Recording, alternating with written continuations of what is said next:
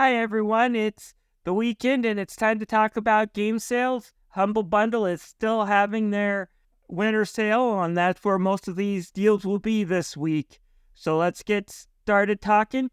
First is Ninja Turtles Shredder's Revenge. Shredder's Revenge is a modern reimagining of Konami classics done right. Not only is this a love letter to the arcade games, but to the cartoon that inspired them, with some great animation and character designs that go back to the original 1980s. Throw in the original cast, a great soundtrack, great controls, and you get a really fun game that is definitely worth getting for $17.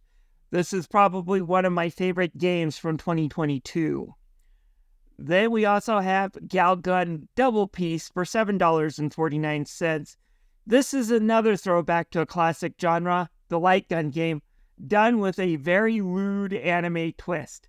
Basically, you're a guy who got too many Cupid arrows stuffed into him, and he has to find his true love among several eligible candidates by the end of the day, or else be alone for the rest of his life. The only problem is every other girl in the school is smitten with him and is chasing him down to get with him. So he's got his work cut out, and you go around and you shoot these girls to knock them out so you can get past them. And then there's some really funny dating sim elements to it. Makes this game a real blast. Now, I do recommend Double Piece over the other two Galguns available. Galgun Returns is a decent remake of the original, but it's not quite as fun as Double Piece, and it's not worth double the price in my opinion. And Galgun 2 was just terrible in my opinion. Well, maybe not terrible. Terrible's too strong a word. It just wasn't that fun, and it kind of missed the point in the speed of Double Piece that makes Double Piece so charming. So definitely get Double Piece. The other ones, see if you like Double Piece first. Then we got Marvel's Guardians of the Galaxy for $14.99. I haven't completed this game yet, but I did get this one free from Epic Games a few months ago, and I'm hoping the Steam version has a few less humorous bugs like I noticed.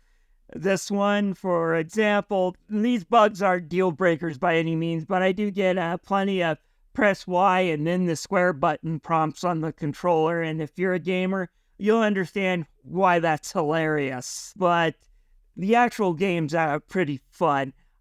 You follow Peter Quill and his Guardians of the Galaxy as they basically get up to trouble and save the world, but only because they're usually doing something they're not supposed to. And you see the delinquency in just this band of misfits. It's really fun. It does have this choose your own story aspect to it that actually matters. It has some really great writing that captures the elements of these characters. Everything okay over there? Quill nearly got himself eaten by a blob or something. Should've heard him squeal. You must fight with dignity, Peter Quill. Or at least die with it. Not funny. It's just so far been a really fun experience, and I hope to get back to it and finish it soon. Then we are moving on to the fighting genre with Dragon Ball FighterZ for $8.98. Marvel vs. Capcom Infinite may have flopped, but Dragon Ball FighterZ picked it up with its 3-on-3 fights.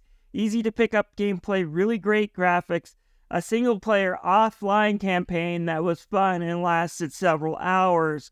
The only thing that this game really needs right now is a sequel, but this one's definitely worth picking up. Then, because whenever it's on sale, I have got to mention it, it's Mega Man X Legacy Collection 1 for $7.99. Mainly, the original Mega Man X is a near-perfect action platform shooter, one of the best games on the Super Nintendo, one of my most played childhood games. It is really a favorite of mine. If you want to check it out, you can do it free at Capcom Town, but X4 is just as perfect, and it gives you Zero to play as well. X2 is a really great follow-up to the original X, and, well, X3 is a game. Yeah, X3 isn't quite as good. It's not terrible. They saved the terrible games for an X Legacy Collection 2, but it's not as great. But overall, this collection is worth $7.99 because it's really fun. Speaking about another really fun Capcom game, we got Resident Evil 2. The Resident Evil 2 remake has been one of my favorite Capcom games I played recently. I played through it like several times last October. Still trying to find time to actually review it. Hopefully I'll have this up before next Halloween. But it is downright perfect. You follow Leon Kennedy and Claire Redfield as they enter Raccoon City and find it taken over by zombies as you explore the police station, the sewers, and then the lab where the latest virus outbreak happened, and uncovered what caused the outbreak while trying to avoid becoming zombie chow.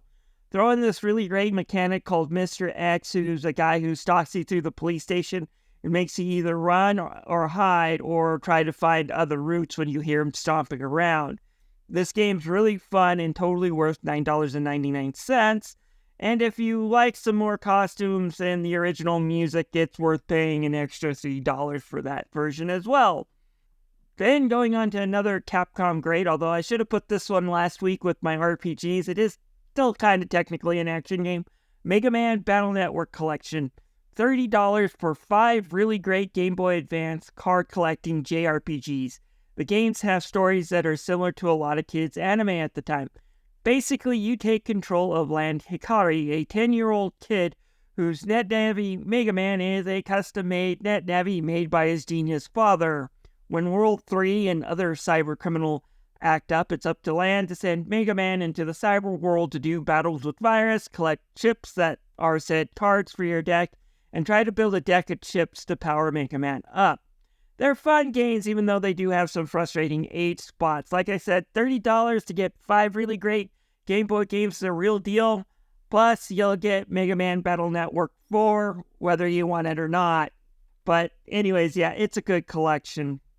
And then finally, Tomb Raider for $3.96. I did mention Guardians of the Galaxy, which was made by Crystal Dynamics, the same one that did this Tomb Raider reboot game about a decade ago. I will admit, it's a bloody and gory fun time. Lara Croft is stuck on an island that once you crash land it, the ghost of the island ruler is not going to let you leave, so Laura's got to find a way for her friends to get out. Throw in a cult, and one of Laura's friends may be a descendant of said ghost queen that makes her ripe for sacrifice, and Laura's got her hands full. It's a really fun game, and for $4, it's definitely a blast. It's a non-stop roller coaster ride from beginning to end, and I love it. And then we also have the games done quick for $10. While I haven't played every game in this bundle, Bloodstained Ritual of the Night plus Sonic 2 Battle are definitely worth $10. Sonic 2 has a really great intro stage and a few other really good gimmicky stage, and the rest of the game is playable.